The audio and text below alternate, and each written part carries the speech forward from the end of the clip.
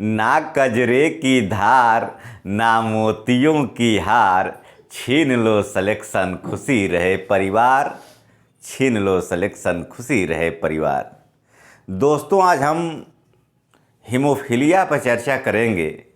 Haemophilia क्या है, इसको किन अन्य नामों से जाना जाता है। हीमोफीलिया को ब्लीडर रोग भी कहा जाता है, हीमोफीलिया को शाही रोग कहा जाता है, हीमोफीलिया को क्रिसमस रोग भी कहा जाता है। हीमोफीलिया एक आनुवंशिक रोग है, हीमोफीलिया एक जेनेटिक डिजीज है। तो ब्लीडर रोग क्यों कहा जाता है या रॉयल डिजीज क्यों कहा जाता है, आइए इसी को देखते हैं। यहाँ ध्यान दीजिए, हीमोफीलिया शब्द पर पहले देखते हैं। हीमो का मतलब होता है ब्लड। हीमो जहाँ भी लिखा रहे इसका मतलब होता है ब्लड या रुधिर, और फिलिया जहाँ लिखा रहे, फिलिया का मतलब होता है डिक्रीज, डिक्रीज या कमी, डिक्रीज या कमी, डिक्रीज इन समथिंग, या इसको कमी भी बोल सकते हैं। तो लेकिन यहाँ हीमोफीलिया का मतलब ब्लड की कमी। लेकिन यहाँ पर आपको कॉन्सेप्ट क्लियर कर दूँ, जब हमारे शरीर में ब्लड की कमी होती है तो उसको हीमोफीलिया नहीं बोला जाता है, उसको एनीमिया बोला जाता है। क्या बोला जाता है? एनीमिया। एनीमिया यानी खून की कमी, खून की कमी को एनीमिया रोग बोला जाता है। जैसा कि पिछले वीडियो में हम आपको बताए थे, एनीमिया रोग जो होता है आयरन की कमी से होता है, या खून की कमी को ही एनीमिया बोला जाता है। तो यहाँ ध्यान दीजिए, तब ब्लड की कमी, इसको क्यों ऐसा बोला जाता है? देखिए, जब हमें कहीं कट लगती है, यानी हीमोफीलिया से ग्रसित, हीमोफीलिया से ग्रसित व्यक्ति को कहीं कट लगता है या चोट लगता है तो रुधिर अधिक देर तक बहते रहता है, रुधिर अधिक देर तक बहते रहता है। रुधिर का थक्का आसानी से नहीं बनता है, यानी इसका मतलब है कि रुधिर का थक्का आसानी से नहीं बनता है, आसानी से नहीं बनता है, नहीं बनता है, और रुधिर बहता रहता है, रुधिर बहता रहता है, जिसके कारण से व्यक्ति के शरीर में रुधिर की कमी हो जाती है। यही कारण है कि इसको हीमोफीलिया नाम दिया गया है। पुनः एक बार देख लीजिए, जब हीमोफीलिया से ग्रसित व्यक्ति को कहीं चोट लगता है या कट लग जाता है तो रुधिर का थक्का चोट वाले स्थान पर आसानी से नहीं बनता है, रक्त का स्राव होते रहता है, रुधिर बहता रहता है। इस कारण से इसे ब्लीडर रोग भी कहा जाता है, इसे ब्लीडर रोग भी कहा जाता है। अब नेक्स्ट पूछता है कि इसको शाही रोग क्यों कहा जाता है। आइए इस पर थोड़ा चर्चा कर लेते हैं।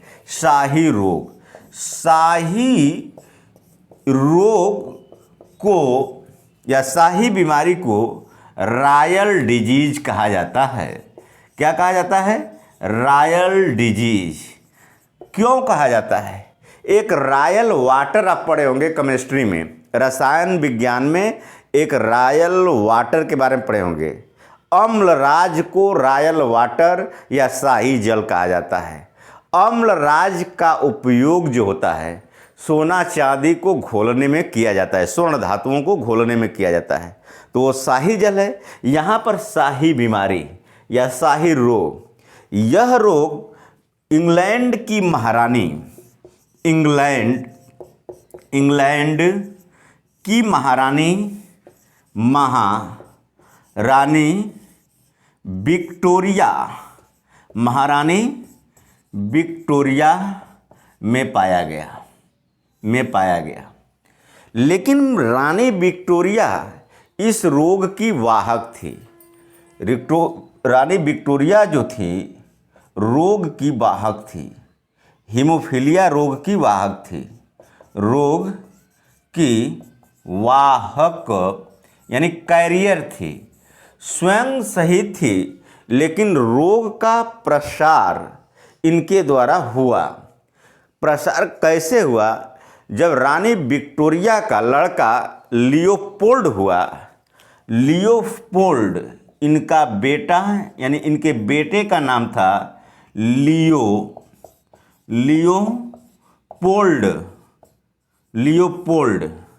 लियोपोल्ड इनका लड़का हुआ। इस लड़के में हीमोफीलिया रोग हुआ, यानी लियोपोल्ड हीमोफिलिक हुआ। लियोपोल्ड के द्वारा कई शाही परिवारों में इस रोग का प्रसार होता गया। पीढ़ी दर पीढ़ी यह रोग स्थानांतरित होता गया। यह रोग शाही परिवार से संबंधित होने के कारण इस रोग को शाही बीमारी या रॉयल डिजीज कहा गया।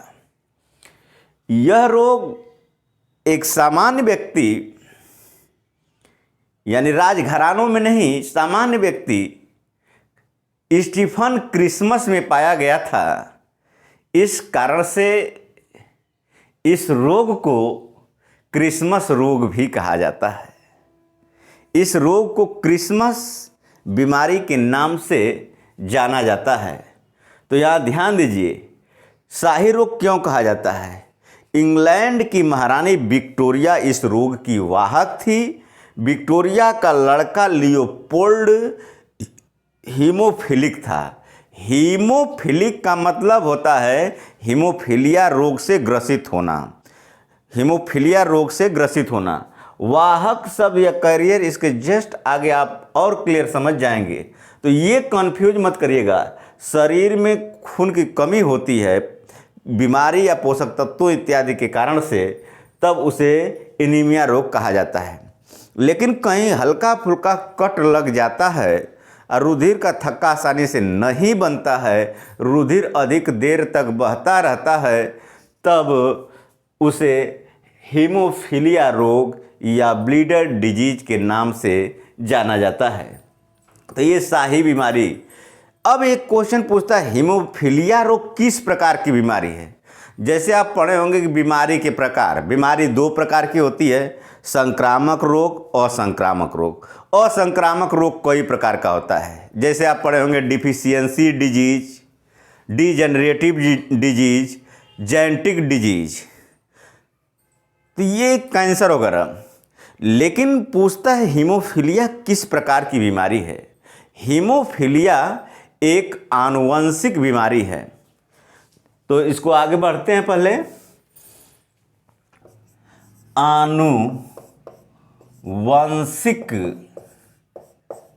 आनुवंशिक बीमारी है। आनुवंशिक बीमारी है। और आपको ये पता होगा कि आनुवंशिक बीमारी जो रहती है वह पीढ़ी दर पीढ़ी स्थानांतरित होती है।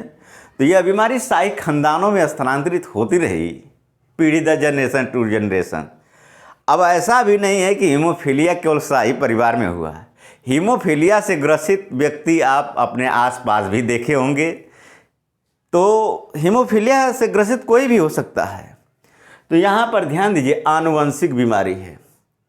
हीमोफीलिया एक लिंग संलग्न रोग है। हीमोफीलिया एक लिंग संलग्न रोग है। इसको ऐसे भी लिखते हैं, हीमोफीलिया लिंग संलग्न रोग है। या इसको लिख सकते हैं, हीमोफीलिया एक्स संलग्न रोग है। कैसा रोग है? एक्स संलग्न रोग है। एक्स संलग्न रोग है।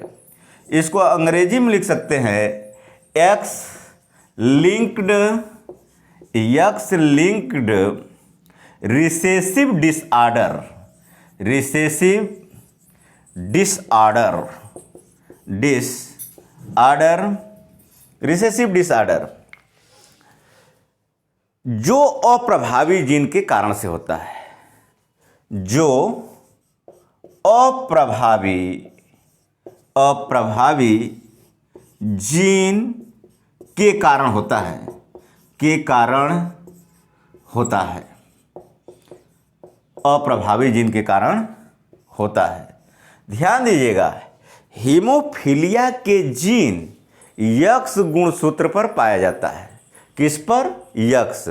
अब ये क्या चीज़ है, यहाँ ध्यान दीजिएगा, हीमोफीलिया के जीन, यही बहुत इम्पॉर्टेंट है। हीमोफीलिया के जीन यक्स गुणसूत्र यानी इसको अंग्रेजी में क्रोमोसोम बोलते हैं, गुणसूत्र पर पाए जाते, एक्स गुणसूत्र पर पाए जाते हैं। तो देखिए, इसमें कई तरह से प्रश्न बनेगा। हीमोफीलिया किस प्रकार की बीमारी है? आनुवंशिक बीमारी है। हीमोफीलिया लिंग संलग्न रोग है। हीमोफीलिया एक्स संलग्न रोग है, एक्स संलग्न रोग या एक्स लिंक्ड रिसेसिव डिसऑर्डर है जो अप्रभावी जीन के कारण से होता है। हीमोफीलिया के जीन एक्स गुणसूत्र पर पाए जाते हैं। बहुत ही इंपॉर्टेंट, हीमोफीलिया के जीन एक्स गुणसूत्र पर पाए जाते हैं। तो स्क्रीनशॉट ले लीजिए, फिर आगे बढ़ जाते हैं। 23वां लिंग गुणसूत्र, 23वां जोड़ा लिंग गुणसूत्र जो होता है सेक्स क्रोमोसोम या लिंग गुणसूत्र कहलाता है। पुनः देखिए, मानव में आप पढ़े होंगे गुणसूत्र दो प्रकार का होता है, ऑटोसोम और सेक्स क्रोमोसोम। मानव में 22 जोड़े गुणसूत्र जो होते हैं, चाहे महिला हो चाहे पुरुष हो, दोनों में समान होते हैं। लेकिन 23वां जोड़ा गुणसूत्र जो होता है, मेल और फीमेल में अलग अलग होते हैं। वही लिंग का निर्धारण करते हैं, सेक्स का निर्धारण की जो है व्यक्ति मेल है कि फीमेल है। यहाँ ध्यान दीजिए, 23वां जोड़ा गुणसूत्र अगर मेल की बात करते हैं, मेल पुरुष की बात करते हैं, मेल यानी पुरुष की बात करेंगे, तो 23वां जोड़ा गुणसूत्र यक्स वाई होता है। और फीमेल की यदि बात करते हैं, फीमेल, तो फीमेल में 23वां जोड़ा गुणसूत्र यक्स यक्स होता है, यक्स यक्स होता है। यहाँ ध्यान दीजिए, आप जानते हैं कि हीमोफीलिया का जीन यक्स पर मौजूद रहता है। अगर यक्स पर मौजूद है तो वह व्यक्ति हीमोफिलिक होगा, लेकिन महिला में ऐसा नहीं होता है। महिला के एक यक्स के ऊपर अगर हीमोफीलिया का जीन रहेगा तो महिला वाहक होगी। यहाँ ध्यान दीजिए, पहले हम मेल का बताते हैं। देखिए, मेल के यक्स वाई दोनों पर जो है हीमोफीलिया का जीन नहीं है, तो मेल जो होगा सामान्य नर होगा, सामान्य नर होगा। अगर यक्स के ऊपर हीमोफीलिया का जीन मौजूद है और वाई पर तो होता नहीं हीमोफीलिया का जीन, तो वह नर हीमोफिलिक होगा,